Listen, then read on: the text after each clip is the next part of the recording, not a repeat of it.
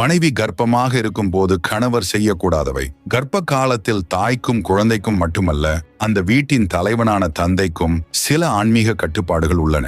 முதல் தடை மொட்டை அடிப்பது. மனைவி கருவுற்றிருக்கும் காலத்தில் கணவர் தனது தலையை மொட்டை அடிக்கக்கூடாது. இது குழந்தையின் ஆயுள் பலத்தை குறைக்கும் என நம்பப்படுகிறது.